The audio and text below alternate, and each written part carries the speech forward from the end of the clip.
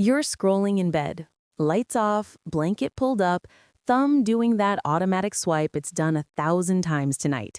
Instagram. There's your college roommate, rooftop bar, Miami, pink sky, cocktails sweating in the heat. Next swipe, your coworker standing next to a brand new Tesla, hand on the door like it's a movie poster. Next, your neighbor posting phase 3 of the kitchen remodel, aka marble countertops you didn't know were legal. And then there's you, sitting on the couch, leftover pasta again, mentally doing math before you add groceries to the cart, quietly checking your bank account before buying food like it's a personality trait. And the thought creeps in, am I the only one not winning? How is everyone affording this? Did I miss a memo? Is there some secret income stream everyone else got access to? Here's the thing. The answer is going to make you feel better and worse at the same time. Better because you're not failing. Worse because once you see it, you can't unsee it. Because most of what you're looking at isn't wealth, not in the way you think. It's not money stacked, it's money stretched. Walk through any suburban neighborhood and you'll see the same movie set. Huge houses, perfect lawns, luxury SUVs in the driveway, Ring doorbells, solar panels on the roof. The visuals are screaming, "We made it." But what those houses actually represent for a massive chunk of people is financial quicksand. And here's the real twist. The moment you finally start doing okay with money, the moment you feel like you're catching up, the rules change. The system stops asking, "Can you survive?" and starts asking, "How much of this can we pull out of you?" Hitting the number feels like a win, but that's when most people lose it. Let's talk about the trap. Because it's not obvious, it doesn't feel reckless, it doesn't feel stupid, it feels normal. Saving money feels like climbing a mountain. It's hard, but the path is clear. You know where the top is, you can see progress. But wealth doesn't work like a mountain. It works like a roller coaster. You grind, you save, you sacrifice, and then you hit that first real milestone. 10 grand, 20, 50, maybe 6 figures. The car clicks to the top, and instead of stopping, it drops. Suddenly, spending feels lighter, risk feels reasonable, upgrades feel earned. And here's the part nobody says out loud. Scarcity gives you discipline. Comfort tests it. Before, every dollar had a job. After, every dollar has an excuse. And statistically, most people fail this test. Not because they're irresponsible, not because they're bad with money, because the environment is stacked against them. Most Americans don't even have a basic emergency fund, and among the people who do, a huge percentage drain it within a few years and never rebuild it. That's not because they bought yachts, it's because life expanded. Rent crept up, car got nicer, just this once became routine. You're not broken if this sounds familiar. That's almost everyone right now. Housing alone explains a massive part of the illusion. The median home price is hovering around $400,000. Very few people are putting 20% down. Most are borrowing almost everything.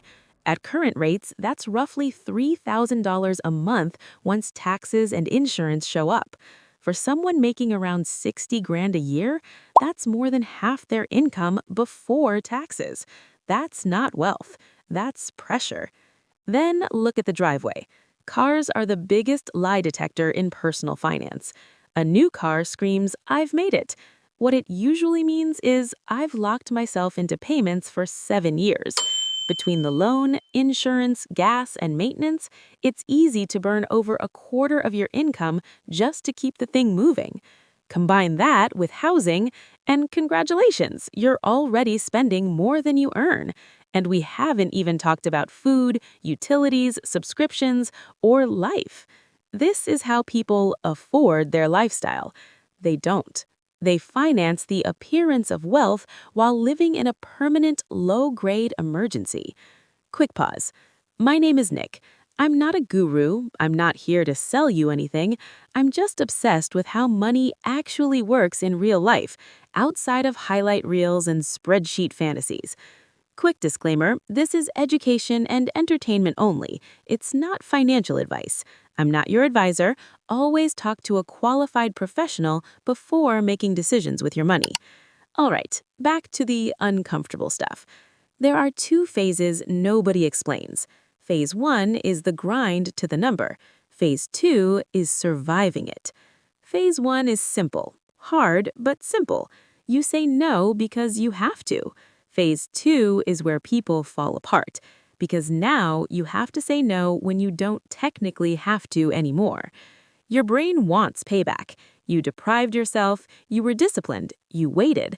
Now it says it's time to enjoy. And the system is ready. Banks don't target broke people, they target stable people. Apps don't push upgrades when your balance is low. They push them when it's high enough that mistakes don't hurt immediately. Credit limits go up, loan offers show up, optimizations appear. This is the rich tax nobody calls a tax. Not a fee, not a bill, a slow bleed of convenience, comfort, and justification. The system is tuned so most people never wander too far from the starting line. And the cruel part? It feels earned. After years of scarcity, rewards feel justified. Spending feels like healing. But most of the time, it's just lifestyle creep wearing a self-care costume. Here's why boring wins. Say you save $50,000. That's years of effort for most people. If you protect it, really protect it, and let it grow steadily over time, it becomes leverage, options, freedom. But if that same $50,000 becomes the emotional cushion that allows bigger monthly commitments, it stops being a foundation. It becomes padding. Investor data is brutal on this. The biggest gap in outcomes isn't market performance, it's behavior. People underperform not because returns are bad, because emotions hijack timing. They buy when they feel safe, they sell when they feel scared, they spend when they feel proud. The boring path, automatic, slow, unsexy, wins precisely because it removes you from yourself. Let me show you this in real life. Alex hits their number. Not rich, but comfortable. Alex loosens the rules, upgrades the apartment, leases the car, tells themselves they'll get serious again later. 5 years pass. Alex still works the same job, still feels behind, still stressed, just in a nicer kitchen. The number came and went. Nothing actually changed. Jordan hits the same number. Jordan treats it like a floor. That money doesn't get touched unless something is truly on fire. Everything above it has a job. Jordan doesn't look rich. Jordan looks boring. 10 years later, Jordan has options. Same income, same starting point, different rules. So what do you do? Simple. Not easy, simple. 1. Define your floor. Your first number is sacred, not a reward, a foundation. 2. Build a growth layer on top of it. Automatic, boring, let time do the work. 3. Build an options layer. Money that buys flexibility, not stuff. 4. Be deeply suspicious of anything sold to you after you feel secure. That's when you're most valuable to someone else. And finally, change the goal. Money isn't about looking successful. It's about removing fear. The real flex isn't the car, it's walking away. The real catch is that the moment you hit the number, the world tries to convince you it was the starting line, not the finish. Protect your first number like it's the floor, not the finish line. Because the people who actually make it aren't louder or luckier, they just stopped playing a game designed to keep them busy, stressed, and spending. And if you're on that path, even slowly, quietly, boringly, you're already ahead of most people.